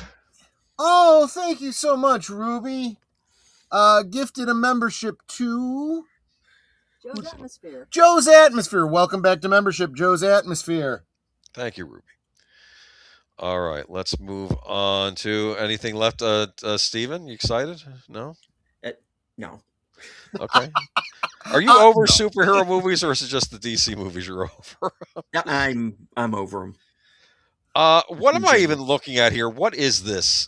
BBC to close agreeing landmark deal to produce shows for YouTube. Everything's going to YouTube, and it's just going to make it harder and harder for the independent people that they're just going to keep pushing out so that they can make more room for the BBC and the Oscars and everything else. The BBC is set to produce content for YouTube under a landmark deal with the Google-owned platform, which is increasingly challenging the dominance of traditional television networks. The BBC is preparing to make original shows for YouTube, which could then later switch to iPlayer or BBC Sounds. The hope is that this will ensure the BBC meets young audiences where they consume content, helping the corporation maintain its relevance for future generation of license fee payers. The YouTube deal was first reported by the Financial Times, but was confirmed to die deadline by a person briefed on the plans, which could be announced early as next week. The BBC declined to comment. Question: will people now in the UK be required to pay the licensing fee to watch YouTube? What'll probably be more, well, if they're smart, what they'll actually do is you'll have to have whatever the British equivalent of the premium service of Netflix is, and the BBC will get a portion of that. It is not clear how the BBC will manage any commercial arrangement with YouTube for original series, or how the content will be funded. Okay, so they don't. Yeah, so that was my speculation on how that would go. Okay. Where is the BBC right now? As far as it's in England, where it's always been. No, I mean, like, are they struggling? Yeah. Since their funding got shut off, they're not getting British tax dollars anymore. So yeah, they're trying to license everything out to everyone else. That's why you had that Disney deal for Doctor Who. So are you talking about BBC One, BBC Two, or BBC Three? Yes, exactly. So they got different stations. They're finding it harder to justify multiple stations too. Is this a villain from the Jodie Whittaker era of Doctor Who? I have no idea, because I didn't really watch anything from the Jodie Whittaker era. Once we got to the Timeless Child, I was out. I was done. It wasn't Doctor Who anymore, so it's not made for me. Is that Skeletor a leader of the Myrmidons or whatever? I don't know. I'm just making stuff up because that's what they do. Okay. Yeah. So the BBC stays in England. Strange. Well, best thing for it, really. Its therapy was going nowhere.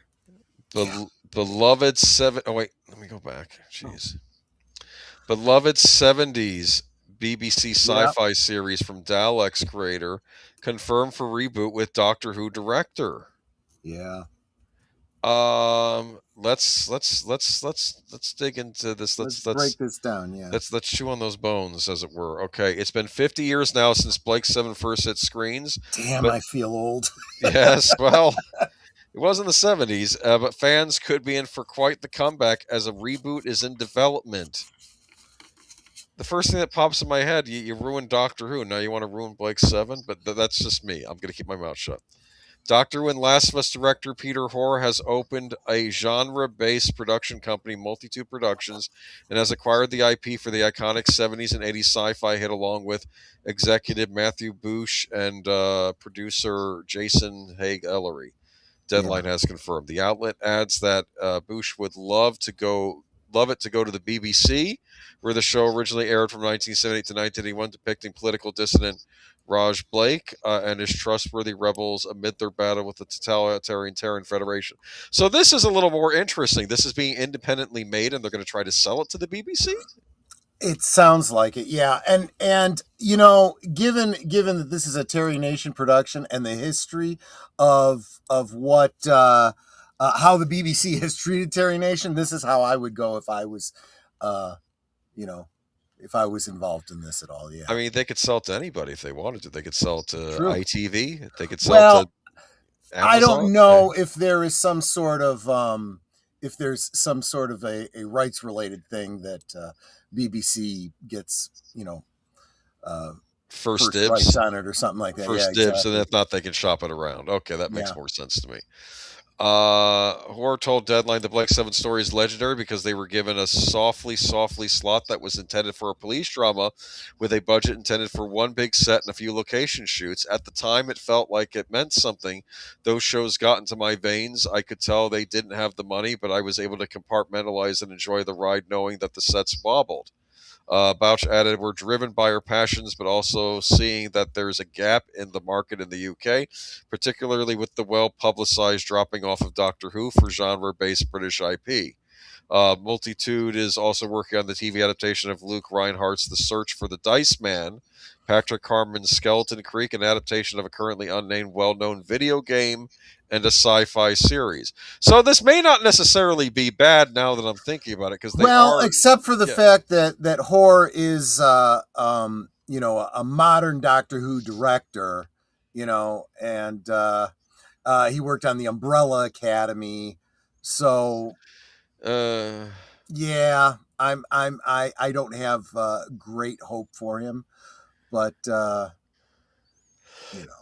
we'll see. I guess that's the thing. But yeah.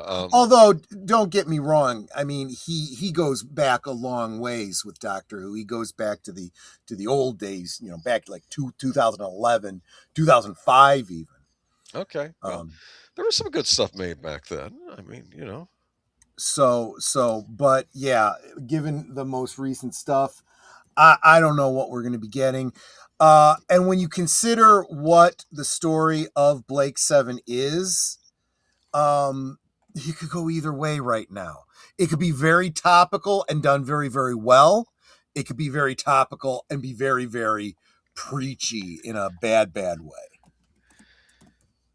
Or you could just follow what was written about when the show was on. And you could also make a point that this is like a horrific future that nobody wants.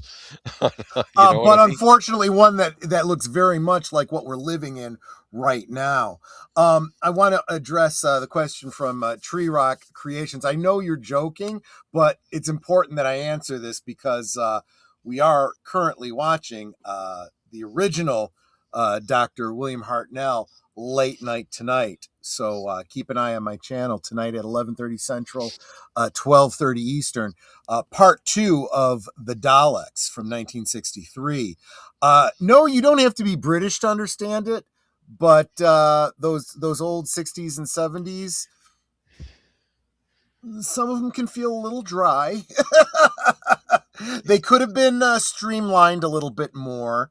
I noticed this with the Pertwee era. Like when I watched that first Pertwee season, I felt like it could have been streamlined more. But then you get to the finale of the first season. I thought that was just excellent storytelling. The Inferno episode where he goes to the alternate dimension where everything's evil. Like Brigadier is evil and all this. I thought was good. Yeah, the Brigadier with the evil Spock look. Yeah, exactly. He had the eye patch and he didn't have and he had no mustache, right? Yeah, right. And he was the villain. He was one of the villains in that episode. Was the evil Brigadier from the other universe, and it was a brilliant episode. That opportunity to play the bad guy for once. Yeah, it was so weird because you realize, well, no, if certain things take a turn in your life and you make certain decisions, you could go down a bad path. And I always thought that was interesting. Just how, like in the one alternate Earth, how Lex Luthor's the hero, if there's certain things aligned differently, Yeah, exactly right.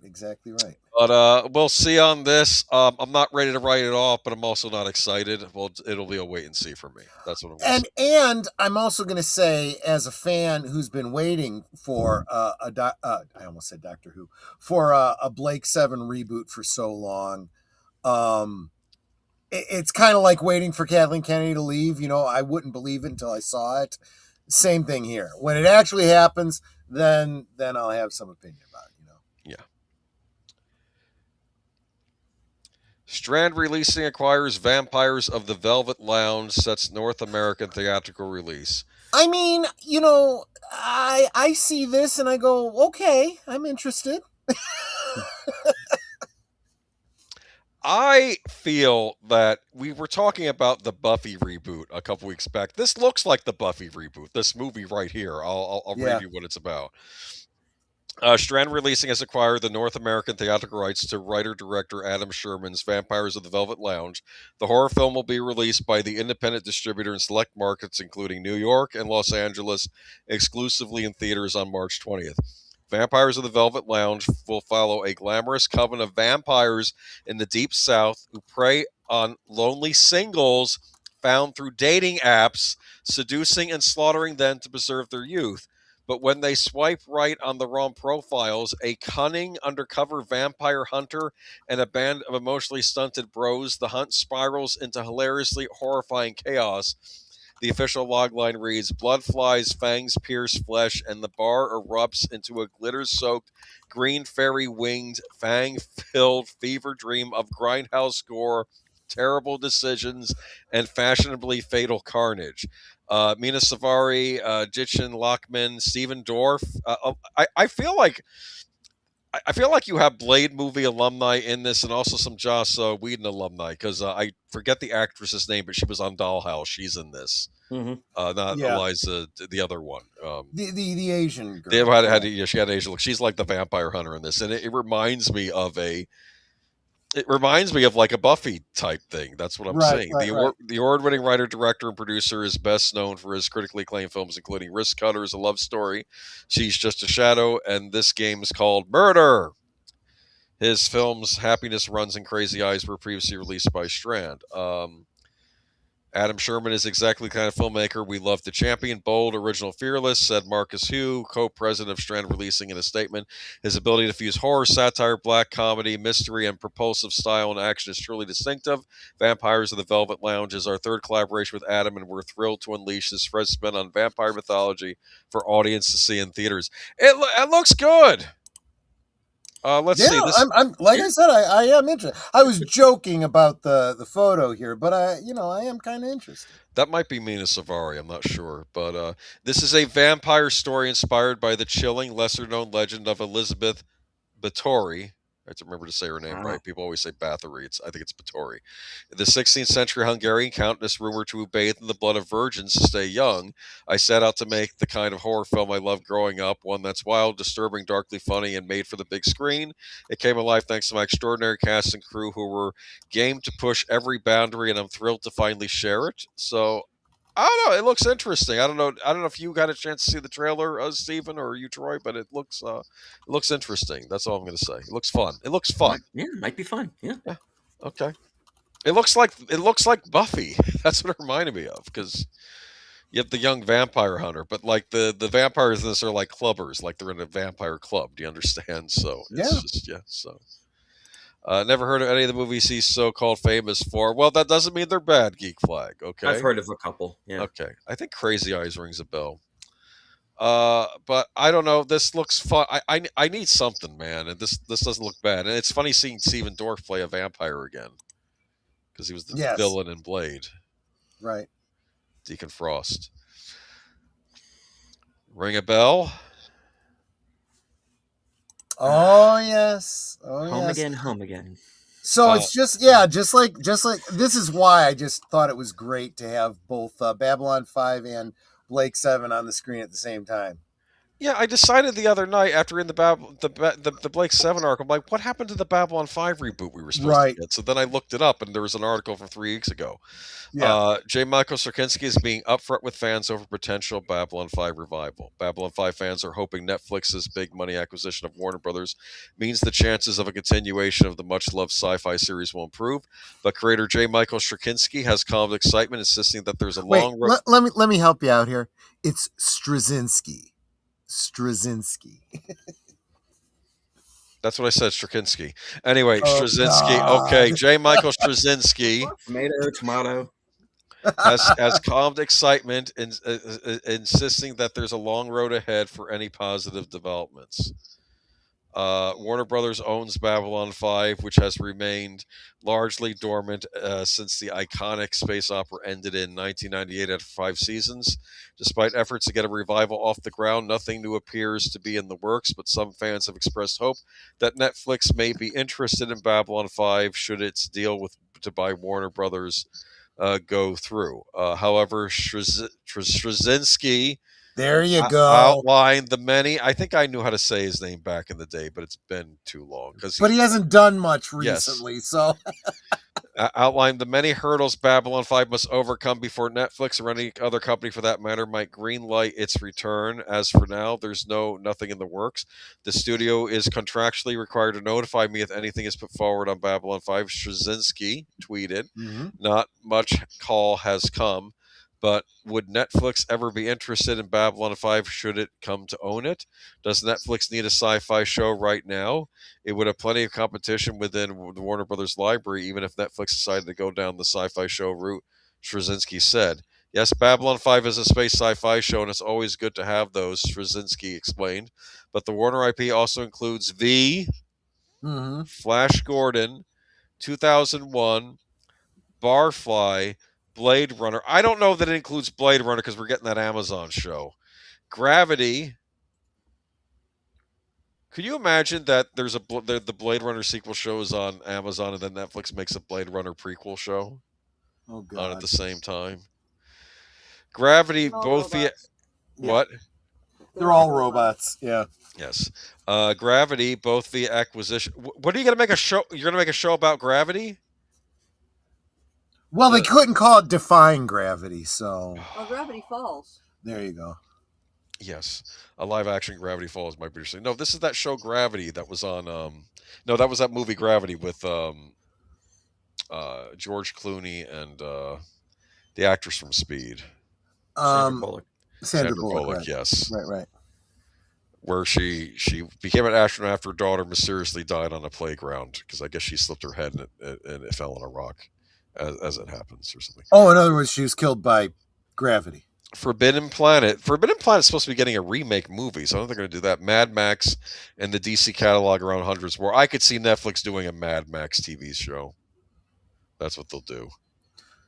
I want to get to these comments here because they're expressing exactly what I feel. Tree Rock says, "No, leave Babylon 5 alone."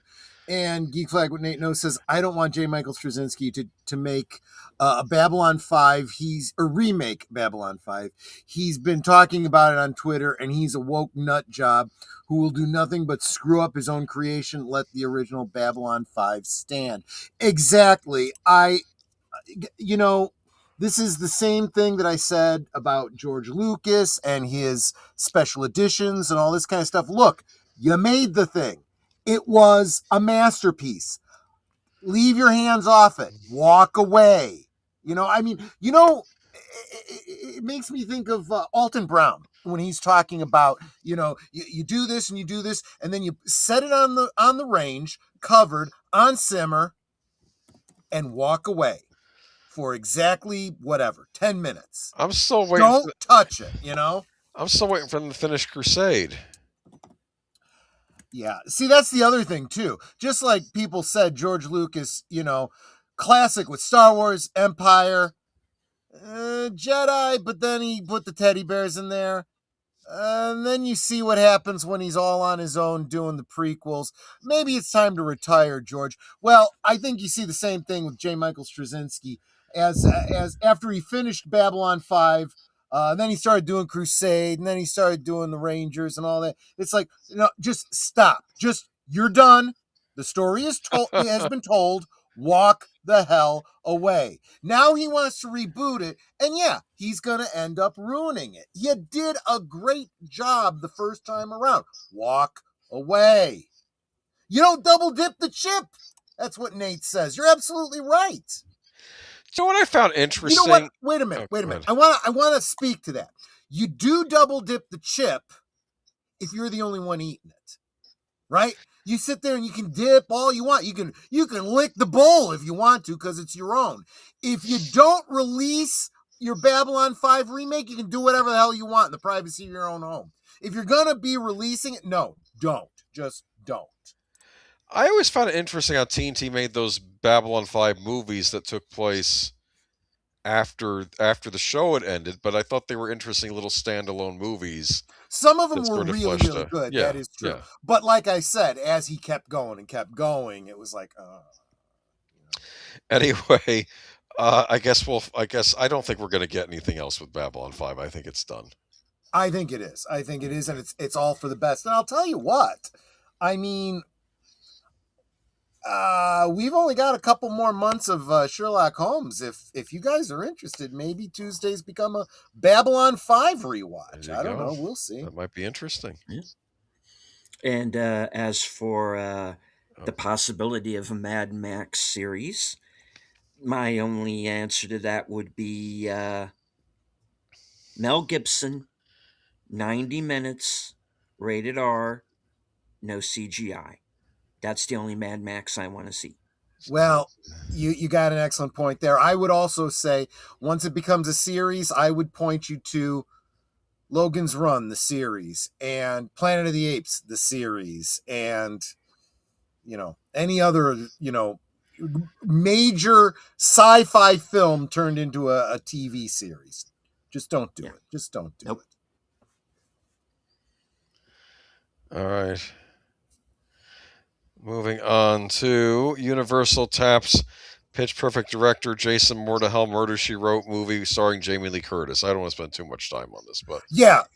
I can just tell you this: she has no business being in anything that's a remake of someone as she doesn't belong in the same shoes as Angela Lansbury. Absolutely not. I don't know. I feel like Jamie Lee Curtis vanished for a while. Now she's popping up everywhere. And the problem is she vanished and she came back psychotic. Okay. Yeah. Anyway, I'm not looking forward to this. Is this going to be a movie or a series? Yes, apparently it's going to be a movie. Okay, so it'll have Marvel style humor in it, maybe. Oh God! Just look at how the two of them look. They don't even look the same. Like. Okay. I mean, I know they're different people, but you know what I mean. Okay. Can I just move on? Let's get to the last one. William Shatner serial post on X outperforms Starfleet Academy premiere as audience rejects modern Star Trek. There's one YouTuber I watch every so often called Jester Bell, and she's like, guys, I can't watch this anymore. Yeah. She's like, it's like, this isn't fun for me. If you really want me to watch, I'll keep watching, but I really don't want to do it. Like, it's not even worth it for the clicks. I think that's what she's saying to talk about this. So I have a tendency to do, kind of clickbait in the thumbnails. But let me tell you, it was not clickbait that I did for the thumbnail for this particular one. I put up there, as of the time that I created the thumbnail this afternoon, the what the like ratio was on each one. And what we're talking about here is William Shatner having done an advert or whatever for I want to say it was Post Raisin Bran, I think it was. And it's just him sitting there eating cereal. And then they compared it to the watch of episode 1 of Starfleet Academy, and it's actually kind of funny. Now I want Post Raisin Bran. So as of yeah, I kind of do too, actually. These pictures. So this picture that you're seeing right here was the picture that I used. There was 12,000 likes of William Shatner eating his cereal, and there was 8.2 thousand likes for Starfleet Academy with 28,000 downvotes. Because it's awful. Everyone knows it's awful. I've watched some reviews of it. It looks terrible. There's dialogue in there. Like one of the students says, "I think I swallowed my comm badge," and then the holograph says, "Doctor says already," and it's like these are professionals. Like when you go Yeah, into it's like, Starfleet, do you this would be like you do what a show about Annapolis, right? And someone goes up to their drill sergeant and says, when the drill sergeant says, "Where's your such and such badge?" "I think I swallowed it, sir." it doesn't make. That's like Police Academy, like stupid. I think they're treating it like Harry Potter and Hogwarts, and of course, it's a completely No. different I thing. think I just hit on it. I think it's Police Academy. I think it's space version of Police Academy is what this is. It doesn't belong in Star Trek. No, it does not. William Shatner destroyed the Starfleet Academy or YouTube viewership with a simple X post about the importance of fiber. The audience rejection of Star Trek Starfleet Academy is no longer anecdotal or limited to online critics. It is now clearly visible across platforms, formats, and engagement metrics. Are the leaders of Paramount the ones who Skydance guys who recently bought? Are you paying attention? Right. Because I keep hearing that they want to get middle America back, and they're making stuff. This is not for middle America. Starfleet Academy. You are wasting money on these shows. Stop. Yep. Cut the cord. Put Star Trek on the shelf for a few years Honestly, until you this figure out is how you're going to bring it back. This is Kurtzman lighting the place on fire as he leaves. I kid you not. That's literally what he's doing. The article ends, though. Legacy of Star Trek icons still have cultural power. I am very happy that William Shatner has had nothing to do with Abrams or Kurtzman Trek, and that he is still, and that Captain Kirk will always, in my opinion, be the gold standard. I know a lot of people who like Picard, but Kirk was always my favorite captain. But I do like Cisco too, which people seem to always forget that he also became a captain later in the series, so he is a captain. Yeah, he did. Hollywood has insisted that the future of Star Trek lies in new characters, new messaging, and redefined audience, but the numbers suggest otherwise. When a serial ad featuring William Shatner discussing fiber generates more positive engagement than a free Star Trek premiere, the conclusion becomes unavoidable. This isn't review bombing, it's mass audience disengagement. No one likes this crap. Period. I would even go so far as to say this, especially after the last article. I think it's funny that William Shatner is getting more likes on a fiber ad than Jamie Lee Curtis ever did for Activa.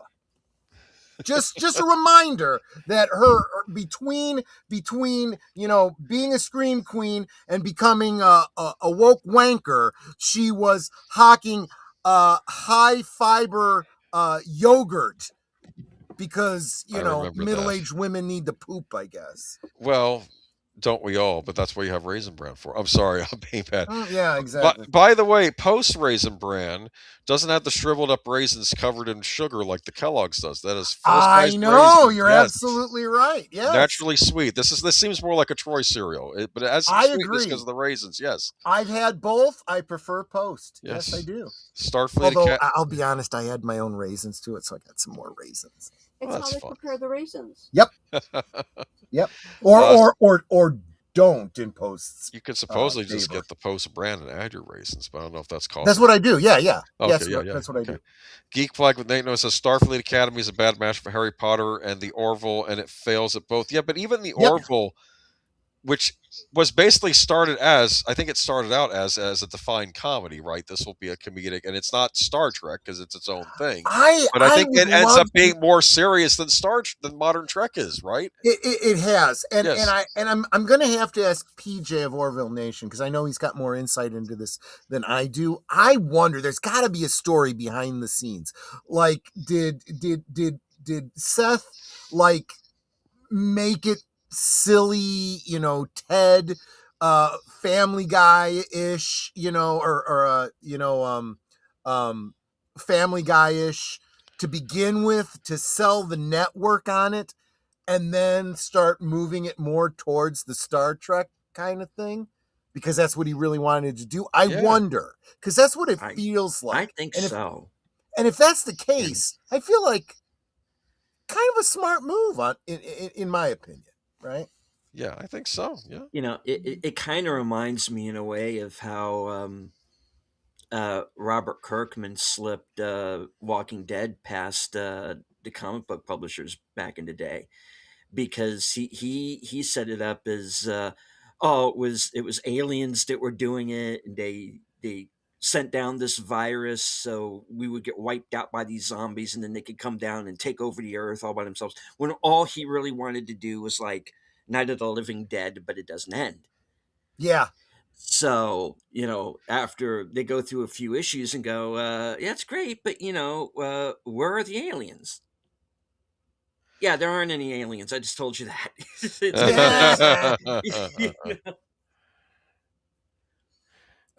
Seth MacFarlane pitched a Star Trek idea to Paramount with Kurtzman, so Seth MacFarlane said he'll make his own Star Trek. Okay, all right, that's interesting. Good. Well, someone who realized what was happening and said, "No, I'll just go a different way. Thank you, guys." Flappy likes Raisin Bran. Okay, I need to end this stream with a joke, okay, or a story, I should say. Little Tommy, he's a good student. He comes into his first grade teacher and he brings her raisins every day. Here's some raisins. Here's some raisins. Every day he gives her some new raisins. One day Tommy comes in and he brings his teacher an apple. Well, thanks for the apple, Tommy, but why no raisins? And he says, my pet rabbit died. Ew. Oh God, oh God, oh God, oh God, oh God. Okay, I'm sorry. Anyway, I'm sorry. Okay, this has been Geeky Geezers for January. Still better than Starfleet Academy. Yeah, yes. I wanted to thank Deleted Scenes for popping onto this channel, and be sure to, hopefully he'll have a guest on his show, provided the weather is consistent. We will see. My guest is apparently currently live on his own channel right now, so I'm starting to wonder if you forgot. Okay, so but you'll be forwarded over to his if it's still happening. Yes. All right, I'll be on. Right. He'll be on regardless. So yeah. Yep. He can always rant about Don Lemon for another hour, which trust me, there's plenty there. So I just wanted to. Okay, so we're gonna wrap things up. What is coming up after Reserved Seats with Deleted Scenes? You're gonna have something, right, Troy? Yes. Part 2 of the Daleks with the original Doctor. William Hartnell from 1963. I know it's late night, but that's what we do. I'm just following the way they did Doctor Who when I was a kid. It was late night Sunday night. In fact, if you do go look up the Max Headroom piracy incident. From back in the 80s, and WTTW in Chicago was interrupted during Doctor Who by a pirate that was pretending to be Max Headroom, and it's a famous. It's not even an urban legend. It really did happen. A lot of people have talked about it. But yeah, it was like 11:30 at night. Central Time during Doctor Who. So, yeah, look into that. All right, cool. I will definitely look that up. I'm curious about that. And tomorrow night, what do you got going on Monday? So I have a members night at the movies, but I haven't looked at what people have been. So I got a couple suggestions on my community tab from the members, what movie to watch. I'll just pick one, and that's what we'll be watching tomorrow night. We've had a lot of good discussions throughout the week on various streams about different movies, and so yeah, it'll be members night at the movies tomorrow at 9 Central, 10 Eastern, for members only. If you're not a member, remember you can become a member on my channel for as little as $5 a month. That's 16 cents a day. Are my streams not worth 16 cents a day? Are you not entertained? Are you not entertained? Yeah, I mean, especially that. Are you not entertained by this, Jamoke? You're right. Question, Stephen, what's going to be happening on? Are you going to be doing a mystery movie on Tuesday? Yes. Okay. This is going to be a mystery movie night for the next 2 weeks. Okay, great. Yeah. And that'll be 7 p.m. Okay, and right afterwards, you can join us for the continuation of Firewalk with me on Sparkwood 21, and we will be doing a rewatch of that for the fan edit. So we're kind of breaking it up into parts. So we'll continue on with that. Part 2. Yep. Part 2 of the official name of the fan edit is Firewalk with Me Teresa Banks and the Last Days of Laura Palmer. All right, cool. And then we have Thursday, Netters Network's Thursday Things. Yep. I haven't heard back from my the guest I was supposed to have last week.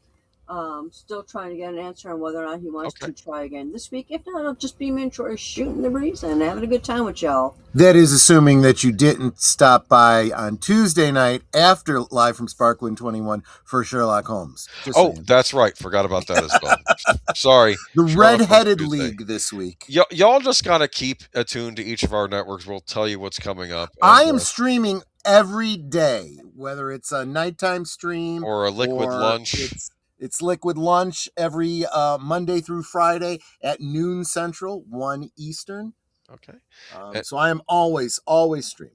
And I will be on again with Troy this Friday for Last Call, where we will be. Yep. If we're still going, we're going to discuss this day in January 30th in history. So it'll be interesting. It'll be fun. All right. Yep. Catch y'all later. We're going to roll the credits. Y'all have a good week. Please tune in next time. Bye-bye. And stay right here to be redirected to reserved seats. Yes. Exactly. Or bye-bye, everyone. Exactly. Bye-bye.